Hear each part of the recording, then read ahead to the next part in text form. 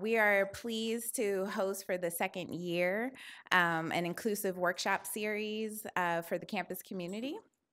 And this is our second presenter for this year. We're really excited to have Dr. Jennifer Sarrett from the Center for the Study of Human Health, excuse me. She's also the recipient of the 2017 William H. Fox Jr. Award for Emerging Leadership. And we are very proud to have her speak about a topic that's very passionate to her, also a huge research interest. And I will give it to Dr. Sarrett, who's going to be speaking about the autism in the classroom. Thank you all for coming. Like Allison said, I'm with the Center for the Study of Human Health, and my research has always focused on autism and intellectual disabilities. And I do that work in the fields of neuroethics and disability studies. And disability studies, for those of you who are new to that, is sort of more of a civil, political, cultural look at disability rather than sort of the science of disability. So a lot of civil rights. And I will be talking about some research that I did on this exact topic later in the presentation. But I want to, the aims of this presentation start with the overview of general access features, an autism overview, on what in-class accommodations are appropriate and requested by autistic students, and out-of-class accommodations that are also good for academic performance. I feel like there was something I was going to say there. Now I don't know what it was. So the access feature of this presentation, which doesn't just relate to autism, but relates to kind of access writ large, meaning other students with disabilities, a lot of international students, and and a lot of older students or people that you present at conferences or whatever that may be older and needing some accommodations related to age-related decline. So this presentation has some access features I want to point out. One is the use of high contrast PowerPoint slides. This can be black on white, white on black. Some people choose yellow on blue because that seems to be good for some visual impairments, but I personally don't like that look.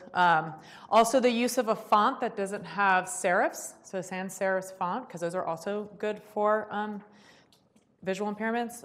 And I don't have any images in this presentation, but if I did, I would describe the relevant features for, so that everybody could access that image as well.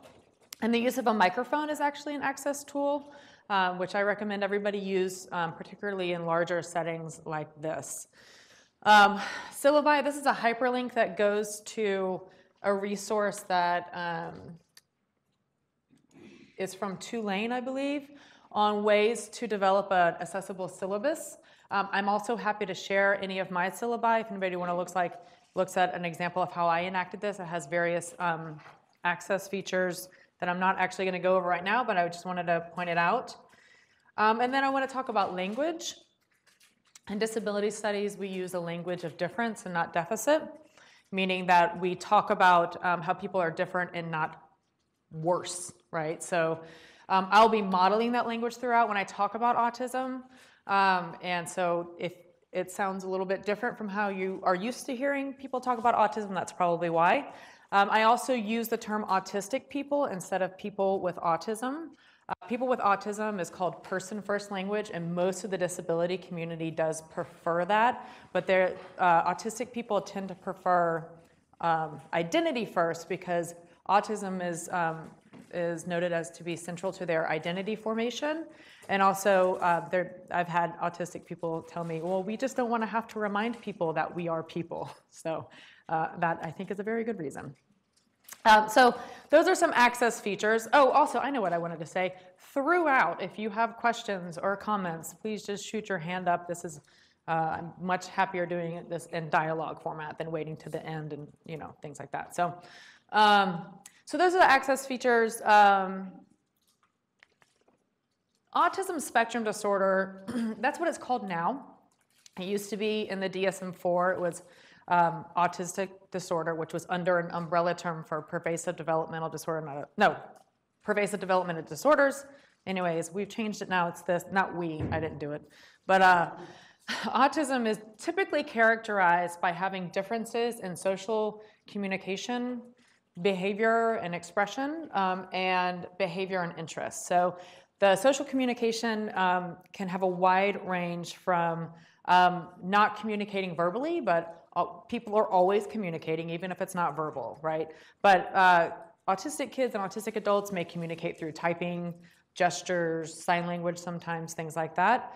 Or people may be highly verbose, but have difficulties with the subtleties of language. A lot of sarcasm and jokes may have a little difficulty with, or different interpretations of.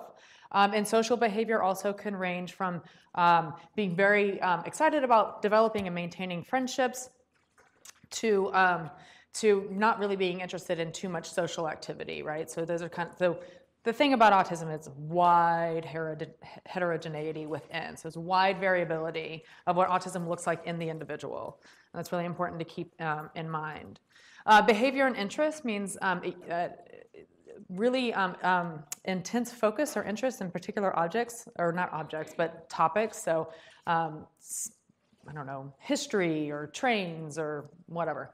And then behavior, a lot of this may include some self-regulation behavior. So we've all kind of heard about well, maybe you haven't heard about it, but there's stimming behavior, which can be like toe walking or hand flapping or rocking back and forth. And autistic adults often report that this helps them sort of focus and kind of know where their body is in space. And that's a really useful behavior for them to engage in. I know I move around a lot myself, and so I can really relate to some of that. So that's kind of an overview of what autism looks like. There is no identified cause for autism. There are some genes that have been implicated, but that doesn't account for much of what we see in the field. It's important to remember, particularly for this presentation, that autistic children become autistic adults. And a lot of the research that is out there is on children. And there is this new turn to focus on adults because this autism boom we had in the 90s, these kids are now becoming adults and people don't know how to serve them. The 90s boom is probably a consequence of a combination of factors, including changing definition in the DSM, just more awareness of what autism is out in the community, more resources for autism in our educational system and communities, such that the diagnosis then was more profitable for the people receiving the diagnosis, which is a good thing. But what that means now is that all these people who are diagnosed in the 90s are now attending places or graduating high school and wanting to do post-secondary things, right? Some of them want to go to college, obviously. Everybody wants to, not everybody wants to go to college, but just like non-autistic people, autistic people want to go to college, is my point. So there was an estimated 50,000 students that finished high school, 50,000 students with autism that finished high school in 2015. And about 56% of institutes of higher education that report having students with disabilities on their campus say that some of those students have autism. So I think about 80-something% of institutes of higher education report having students with disabilities. So the point is that we have autistic students on our campuses, and we are going to continue to have autistic students on our campuses. And so we need to kind of figure out what's best for our students in our classrooms. Mainly because this population tends to have poorer outcomes post-graduation. If they get to graduation, there's actually lower graduation rates than both non-disabled students and other disabled students, with the exception of students with intellectual impairments. And lower post-graduation employment. So this tells me that the way that our sort of current systems are not really setting these students up for success in the same ways that we're setting up other students for success. So we need to kind of look at what's happening with that. Autistic students have a range of needs. They have academic needs, of course, right, which are kind of some of our more typical accommodation needs that we think about. But there's also a lot of non-academic needs that students express, including social needs, discomfort with disclosure. So that means, who do I tell that I have autism? And we can think about a lot of reasons why students may not want to disclose their autism status. So why do you think it might be hard for a student to disclose that they are autistic to their university?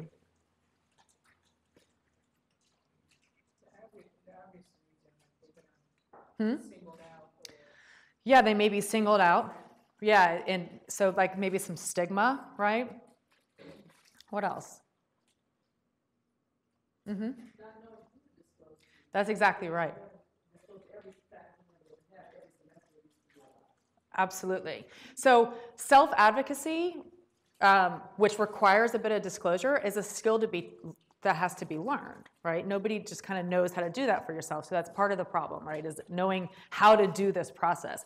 Another thing is a lot of autistic adults report that once you tell somebody that you're autistic, all of your behavior then becomes a result of your autism. So both the things that you do that are successful and the things that you do that are not so successful. So, well, he was really good on that project because of his autism makes him really focused and like was able to do this really well. But also like, oh, well, he was like awkward in that situation because he's autistic and blah, blah, blah. So there's like, it sets up this interesting situation where everything becomes attributed to the autism.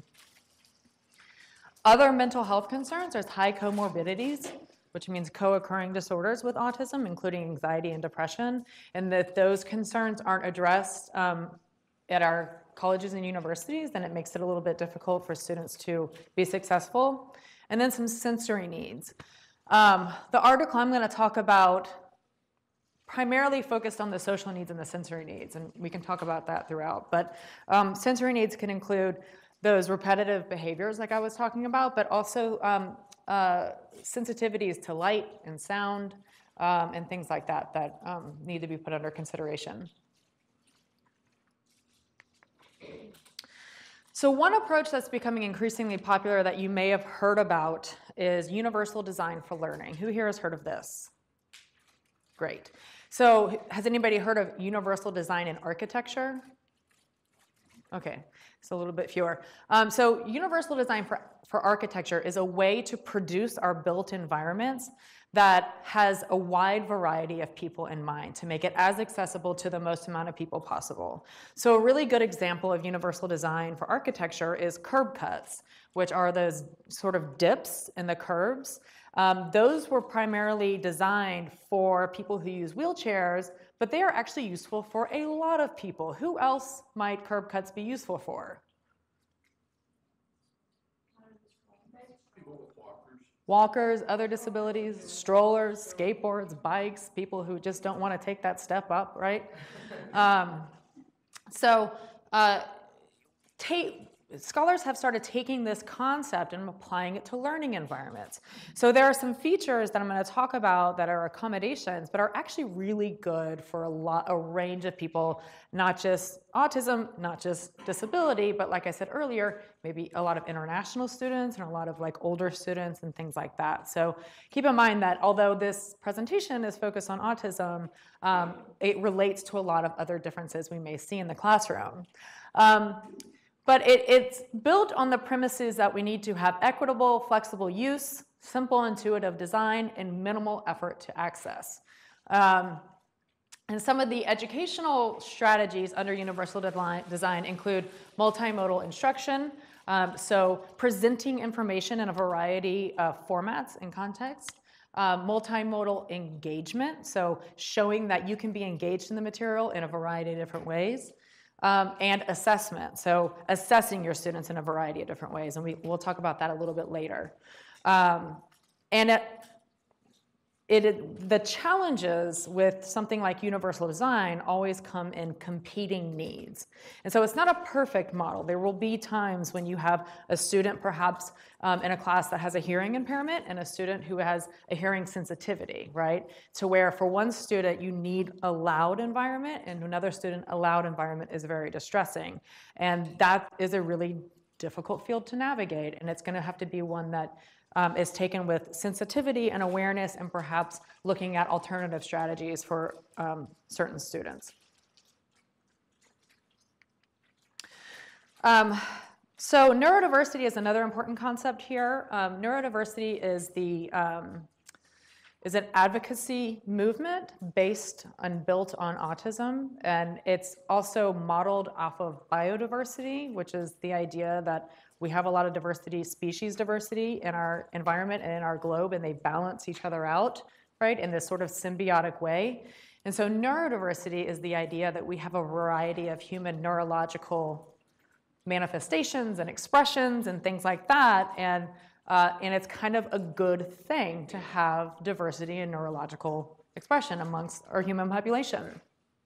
The natural outcome of that, or suggestion of that, is that, well, instead of trying to cure and eradicate different minds, right, we want to actually accept different minds, find their potential, and just enhance and encourage and appreciate the diversity of neurological outcomes and manifestations we have in our human population. And so although this term was kind of built out of the, or based off of considerations of autism, it has now been used to talk about other neurological conditions such as ADHD, learning disorders, Tourette's, and even what's called neurotypicality, right? And neurotypicality is people with normative minds, right? So autism, ADHD may be non-normative minds. Neurotypicality may be considered a normative mind, somebody who doesn't identify as having a neurological condition or difference. And we need to think about the benefits and perhaps the limitations of neurotypicality, just as we do with other conditions as well. So that's what neurodiversity is all about. Any questions or thoughts so far? Okay, fantastic. So the research that I did on this topic, I did data collection last summer, meaning over a year ago, last summer.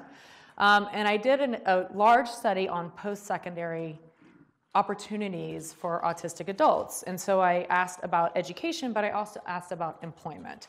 And so I have that information as well. If anybody is interested, I have an article on that topic in Disability Studies Quarterly. It's open source, so if you're interested in looking at it, everybody can get that. Or you can email me and I can send it to you. The article for the higher education component is currently under review, so cross your fingers for me.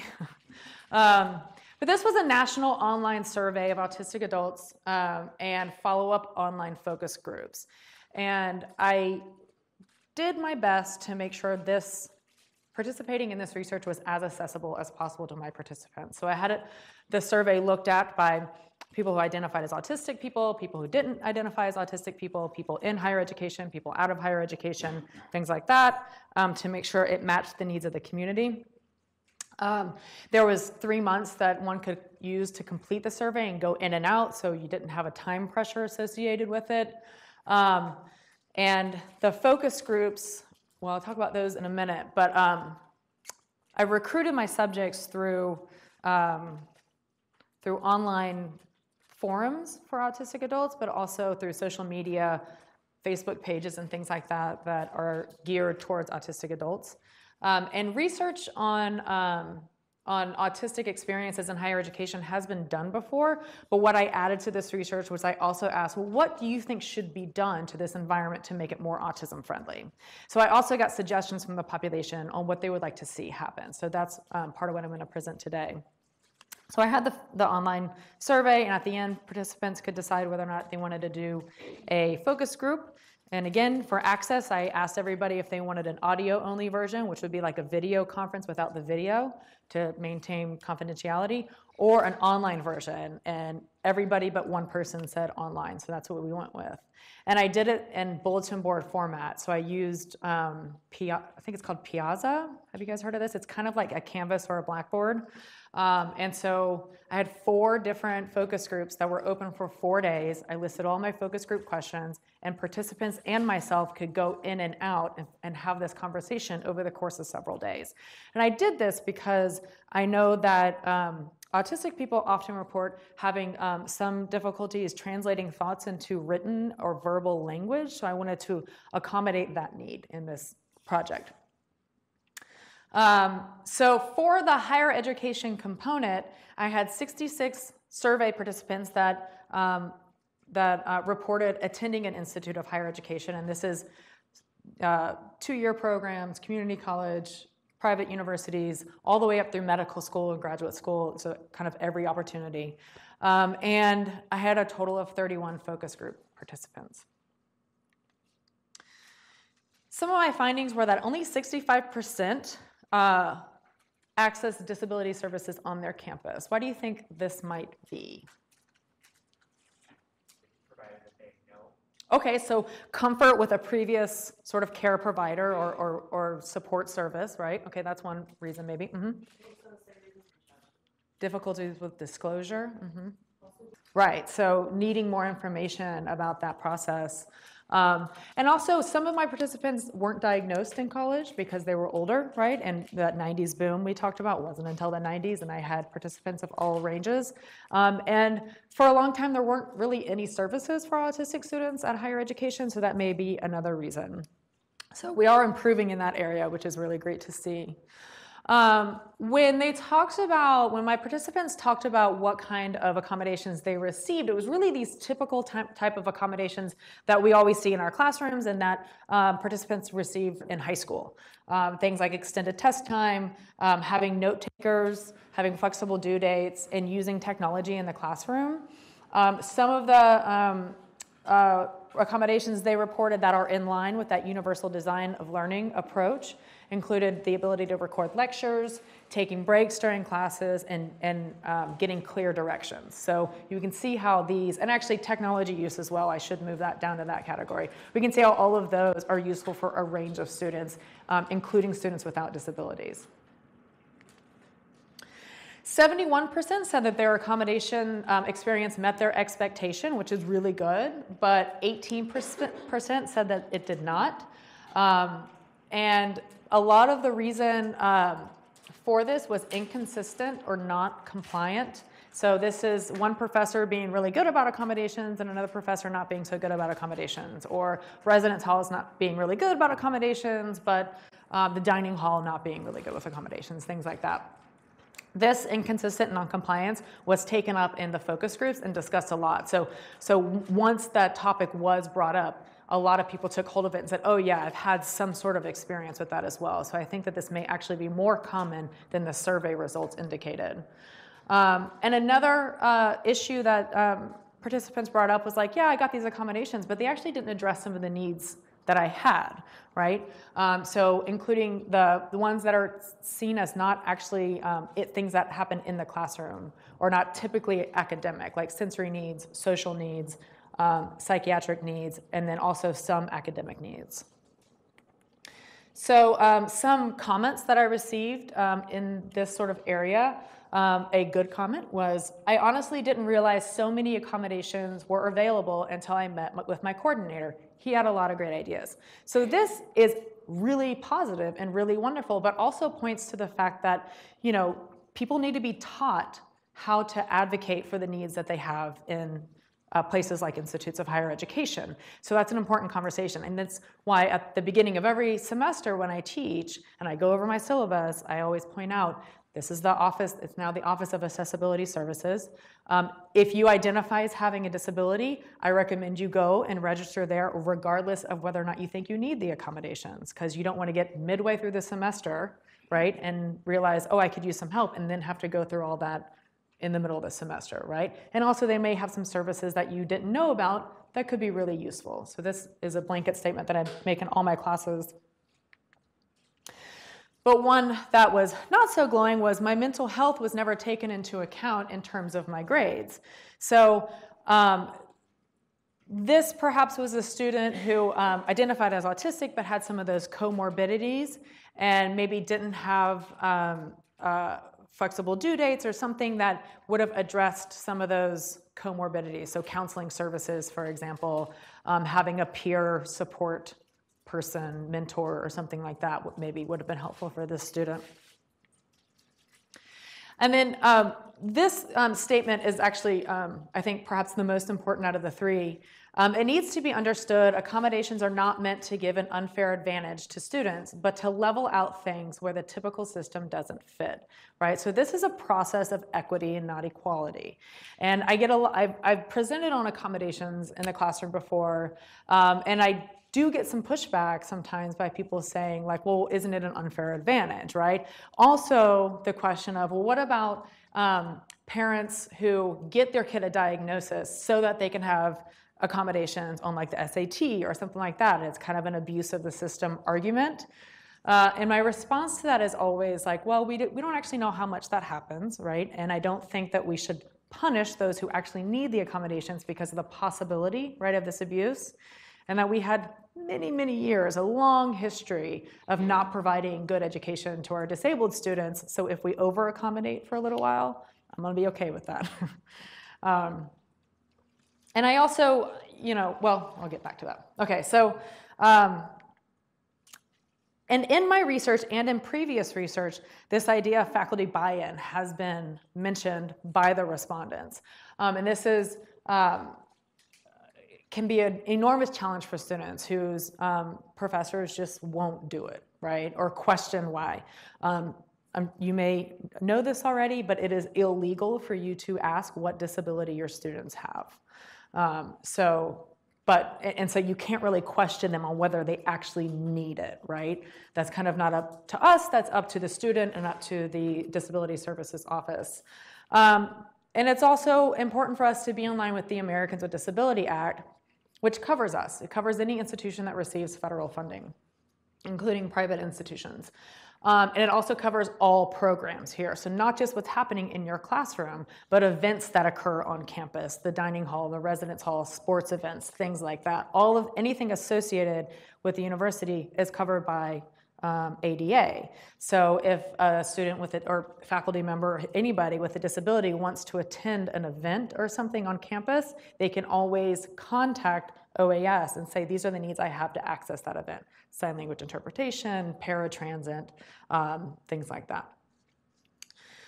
We have had a very recent scandal in this area that this professor told a student that he wasn't going to give him accommodations because it gave him an unfair advantage. And I believe he was placed on leave. He also won a Nobel Prize. Anyways, you can read that whole article. This has been passed out, so you can read the whole article if you like. But there are like real consequences to not providing accommodations to students. So some of the accommodations that are commonly needed or commonly received that I've already mentioned, including note taker, recording lectures, technology, audiobooks, extended test time, distraction-free testing, and distraction-free testing is testing in a separate room often. Flexible due dates, clear directions, and taking breaks during class. And as I mentioned, some of these are really good for universal design for learning, so good for a range of students. The accommodations that students reported in my study that they wish that they had received include more autism awareness and training, so congratulations for being at the forefront of these students' needs. And one thing that is really important to point out here is one of my participants said, and not just faculty members, right?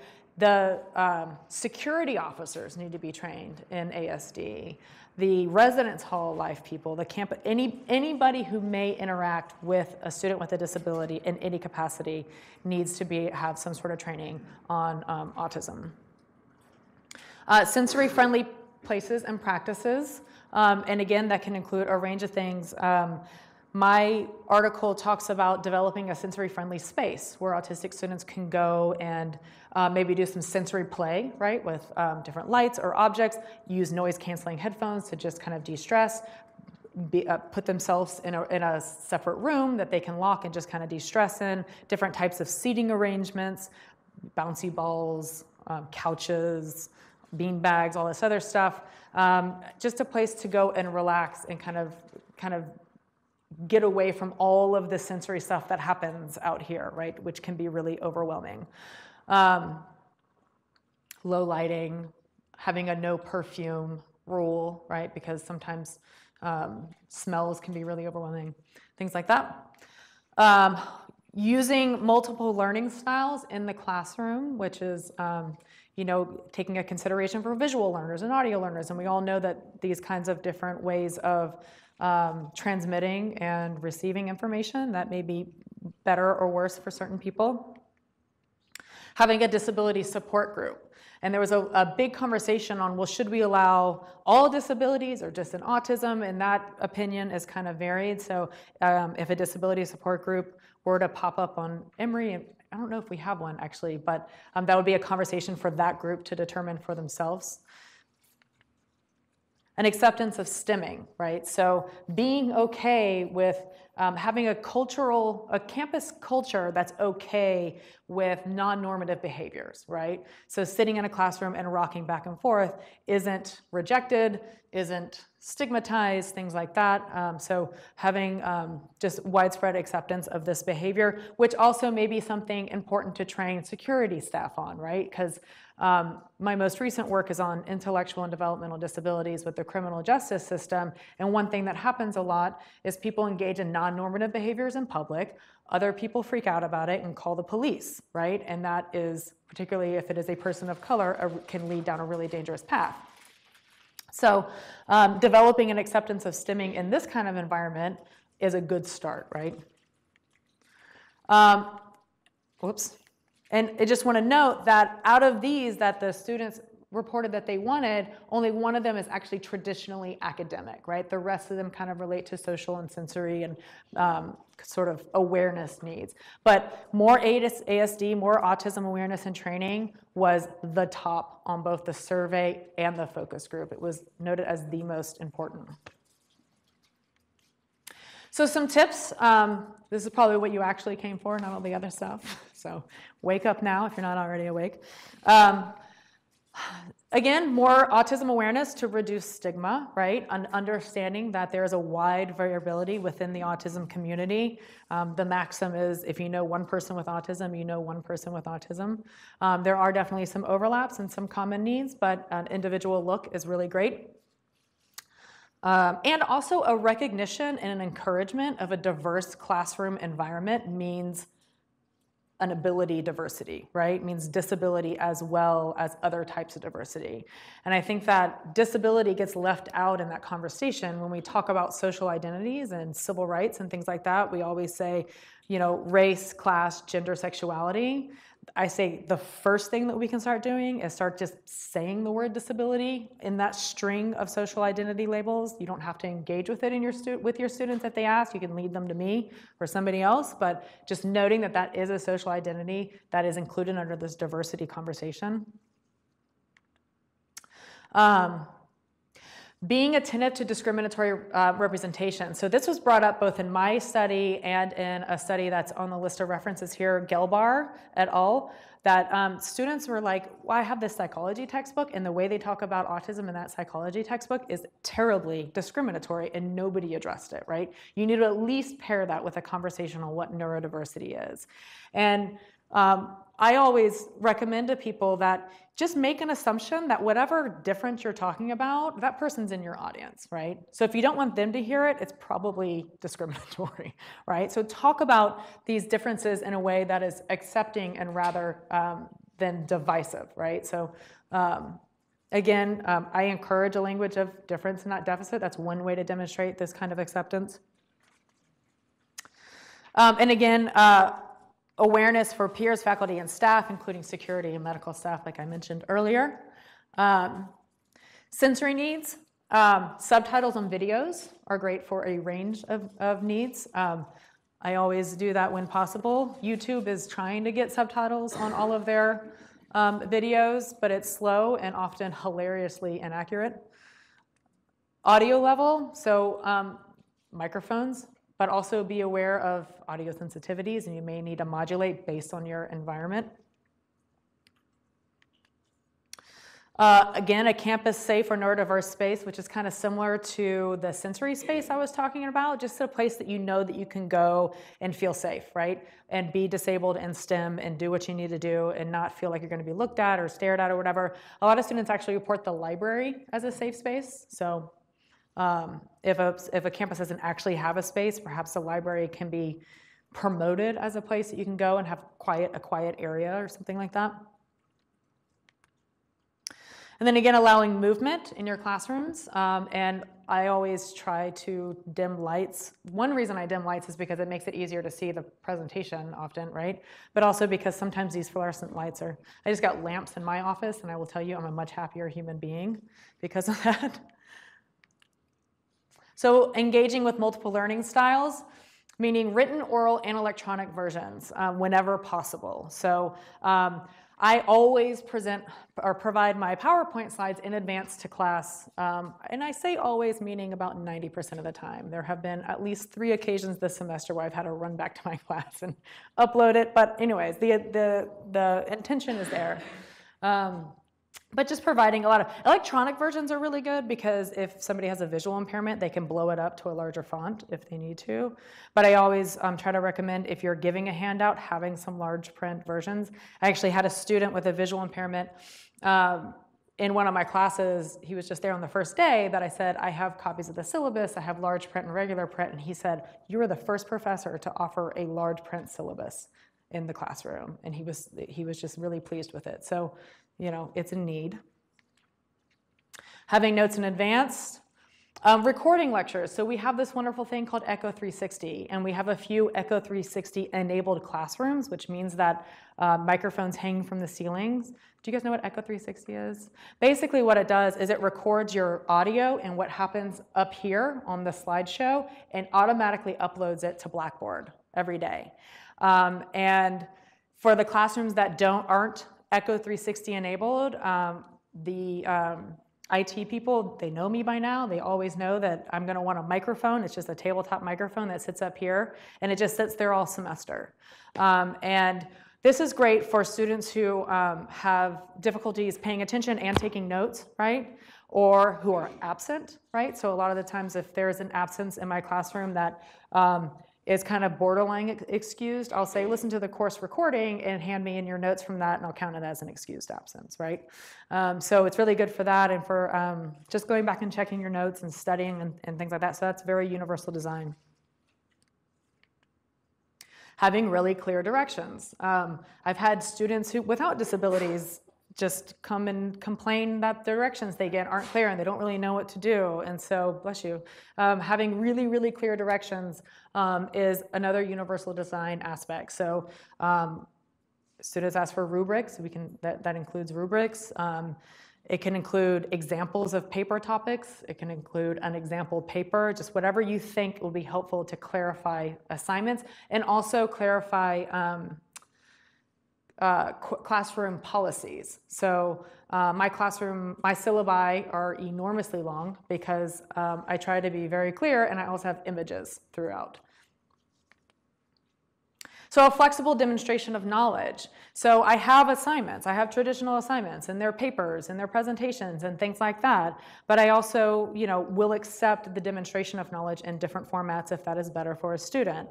I kind of go back to my teaching philosophy statement, right, that I developed with the help of Peter Wakefield when I was a graduate student here in the ILA, which is basically like, I just want you to know these things, and I want you to be able to show me that you know these things. Like, that's the bare bones of my teaching philosophy. All the details within, to me, aren't as important. So if that means having a lot of variability in both the demonstration and expression of knowledge, then that's fine with me. Clear language, defined terms. So a lot of the times, particularly if you're talking in your field of specialty, we use terms that we think are intuitive and understandable, but may not be. And just constantly talk to students about needs. It's great that OAS, the Office of Accessibility Services, are now encouraging students who have accommodation needs to meet with each of their professors to actually have a conversation about what the needs are, right? I think that allows for a better adherence to those accommodations. Encourage the use of campus resources. I already talked to you about OAS, but there's also CAPS, the counseling services. CAPS is a great resource, but can get really backed up at times, and this is kind of a national trend. It's not just an Emory concern, but it's good and it's there. Flexibility with group work. So I like to do in-class activities with my students. And so what I will say is, okay, we're going to do this in-class activity, work in groups of 1 to 3, right? So if a person is just really anxious about group work, I think about myself in college when I was like, I don't want to talk to you. Then I would have been like, cool, I'm working by myself, and that's fine. And other students really want to work with other people, and that's fine. It has no bearing on the production of knowledge, right, to me. So flexibility with group work. And this was, the flexibility with group work was one that was reported a lot in my study by my participants, that like sometimes they want to do group work, sometimes they don't want to do group work, right? Discuss how access can be important for people with or without a disability. And I'm going to show you an example of a statement I have on my syllabus that sort of emphasizes this. So whether or not we identify as having a disability, we all actually have access needs. And this is another statement that I want to put up from my research. One of my participants said, actually listen to autistic people. We all have different needs, different strengths and weaknesses. So a lot of the times, professionals will develop knowledge about a population without doing much talking to that population, right? And so this was another strategy of my own research of, okay, if I want to know what's happening with autistic students in higher education, I'm going to talk to autistic students who have been to higher education, right? Instead of just kind of thinking about it. So here is a statement I have on all of my syllabi that kind of gets at a couple of these needs in terms of flexible format. I say this course strives to be accessible to all learners. The purpose of this course is to transmit information and encourage learning. Understanding this, alternative formats of both learning, i.e. course materials, and demonstration of knowledge, i.e. assignments, to ensure student success is critical. In order to ensure full access, all assignments are flexible and open to alternative formats. If you want to complete an assignment in an alternative format, such as a recording, a video, or in person, you may request to do so. These requests do not require the disclosure or presence of a disability. So I've had students come up to me. I have a large participation grade in my classes because I have discussion-based classes, and I've had students come up and say, I'm just really having a hard time with discussion. I'm a really shy student, things like that. And my strategy is, okay, well, every time we have class, we have a reading, and I always say, what are the main points of this reading, and what are questions that you have of the reading? So take your notes on your reading, and let's try for the next couple of weeks for you to use that moment to get in a comment. And if you raise your hand, I will 100% call on you. And after a couple of weeks, if we're still having difficulties, come to me, and we can come up with another format. And another format that students often choose with me is they will either send me thoughts on a reading or questions about a reading before class, or after class, they will send me a summary of the course discussion and what comments they would have made in that class. And that's fine with me, right? I just want to make sure that students are paying attention and engaging and thinking critically about what's happening in the classroom. Also, movement. I don't have this on my syllabus, though I should probably include it, but I make an announcement at the beginning of the semester, and I forgot to do so here, so apologies. But I say if there's any body movement that will help you attend in class, please feel free to engage in that. If you want to stand up and pace, that's great. Please do so in the back of the classroom so you're not in front of anybody. If you want to rock back and forth, that's fine. If you want to tap your foot, if you want to lay on the floor, that's fine. If you want to sit on the floor, I don't really care what your body does, right? And I've had students take me up on this, primarily with like pacing in the back of the classroom is a really good way for some students to focus. And then I have a food policy, which is you can eat in my classroom, but because of sensory needs, let's make sure that they are quiet and not very smelly. So I have examples such as sausage. And I think this came because a student came to class. I have an 8:30 class with breakfast sausage, and I could smell it the whole time. So I'm like, sausage, don't bring sausage to my class. Seafood, chips, pretzels, stinky cheese, bacon, items with a lot of garlic and onion, etc. Right? So fine with eating, but let's be thoughtful about what that means. I also have a laptop policy. Yes, Susan.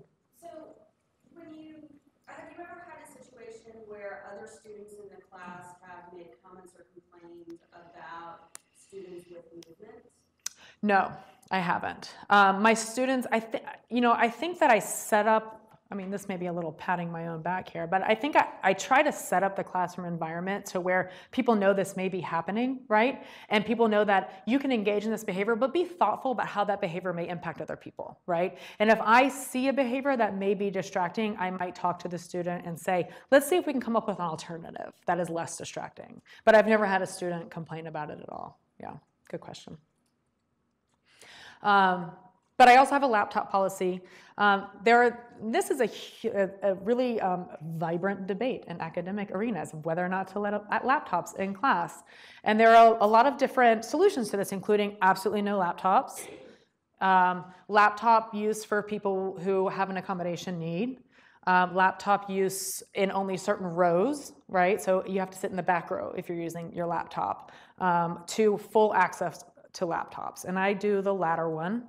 I don't like the other ones because that, especially the laptop needs for those who have accommodation needs, outs somebody as disabled without their permission, really, right? So my policy is you can use laptops when it's clear you don't need to be taking notes, which I know when you shouldn't be taking notes. I ask them to kind of put their screen down a little bit. But I also say if I catch you on social media or G-chatting or doing non-class activities on your laptop, then I have the right to count you absent for that day. So there is a consequence. So here are some resources that you have in the email that y'all got from Michael Hilton. These two items are there along with this presentation. And then the accessible syllabus can be accessed here that I kind of pointed to earlier in the presentation. And these are some of the references that I used throughout the presentation in case you're interested in further reading. And that's my presentation.